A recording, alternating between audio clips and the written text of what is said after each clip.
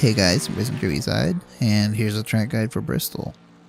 Now I know I skipped on Michigan, but it was basically the same as last time, so there's really no point. You could have used the other video.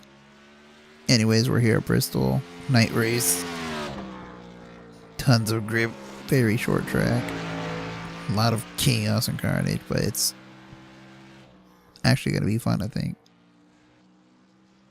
Alright, first thing we'll do is throw up the keys to the race card. And if you saw before this, there was some more information on screen. That's just the weather, track temp, and all that nonsense. And right now you'll see pace car speed, pit road speed. And I'm going to try doing this every keys to the race card. Our first thing you see is pace car speed, and that's 40 miles per hour. That's the speed of the cars, on pacing. And the pit road speed is 35 miles per hour, which, it's kind of important to know because if you're pitting on the backstretch, no, there's two pit roads on this track, so yeah. If you're pitting on the backstretch and you're not paying attention to where that pace car is, you're more than likely going to get lapped for no reason whatsoever. This usually happens when you're towards the back of the field because people don't know how to catch up. Anyways, number one, tires, like I always say, but it's not really as important as normal. Just because it's a night race and, it's not a lot of the heat, not a lot of heat and not a lot of wear. Number two, I guess, would be, multi-groove racing. There's going to be the bottom, probably the middle, and the top. Like literally next to the wall top, and that can move around in the race. We'll find out. It actually might be fun. I've been able to run the bottom this week. Surprisingly, I'm actually surprised about that. And, yeah. And that pretty much takes me to point 3, which would be, watch out for lap cars. Sometimes they'll give you the preferred line, sometimes they won't, but, that's their right. They're still racing. As long as they don't put you in the fence, but, yeah. Just be wary of that. And, with that, we'll go ahead and look at the blend line, because this one's really confusing. I'm confused by it still, so we'll get to that. Alright, here we are on pit road, doing pit speed, and we're going to do the pit exit. Basically what I would do in an actual race. Alright, see, that was for the front stretch pit. And here we are for the back stretch pit.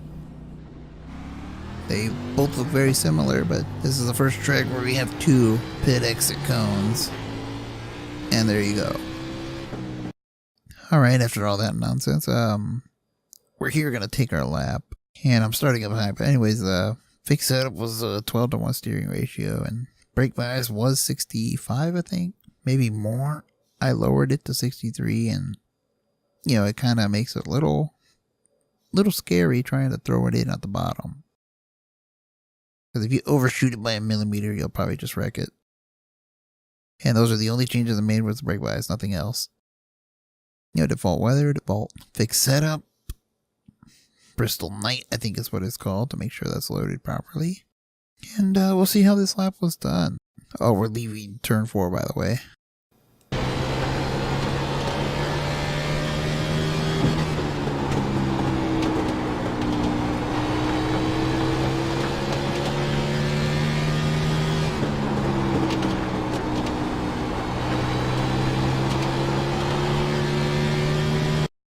And as quick as the lap started, we're already done with our lap. So let's just, we're here at a 4, let's take our approach to 1.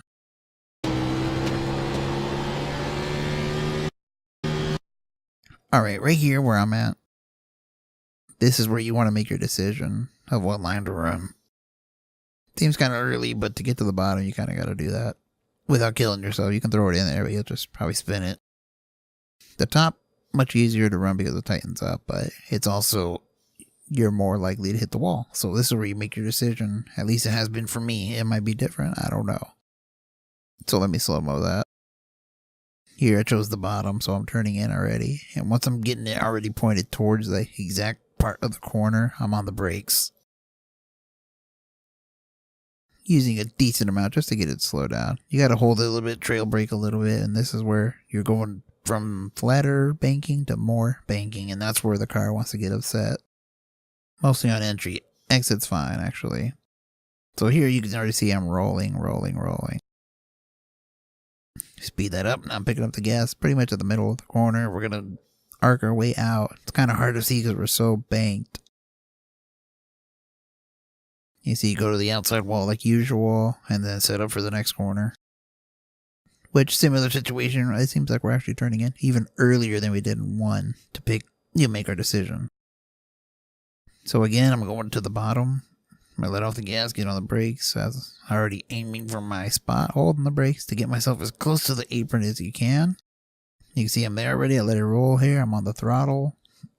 And once you're over there, you can pretty much power out of the corner. And you can see I get a little bit loose there, but that's just me.